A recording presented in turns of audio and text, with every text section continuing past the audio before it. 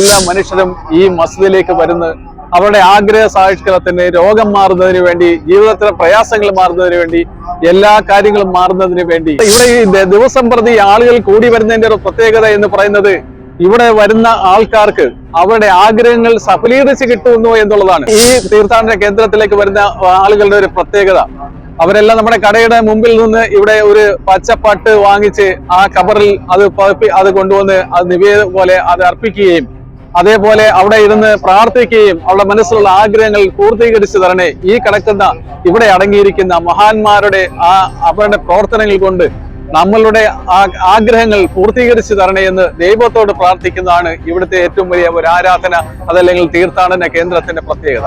എത്ര കൊടുക്കണമെന്നോ എന്ത് കൊടുക്കണമെന്നോ ഒരു നിർബന്ധമില്ല. മനസ്സിലെ ആഗ്രഹങ്ങൾക്കനുസരിച്ച് അവരുടെ കാര്യങ്ങൾ സാധിച്ചു കിട്ടാൻ വേണ്ടി ആ ഒരു നേർച്ച നേരുന്ന ഒരു പ്രത്യേകതയാണ്. എനിക്ക് തോന്നുന്നു ഈ ആളുകൾ ഇങ്ങനെ ഓരോ ദിവസവും കൂടിക്കൊണ്ടുവരുമ്പോൾ സ്വാഭാവികമായിട്ട് നമുക്ക് അറിയാമല്ലോ അവരുടെ ആഗ്രഹങ്ങൾ സഫലീകരിക്കുന്നത് കൊണ്ടാണല്ലോ ആ തീർത്ഥാടന കേന്ദ്രത്തിലേക്ക് ഈ ആളുകൾ എല്ലാ മതസ്ഥരും കടന്നു വരുന്നത്.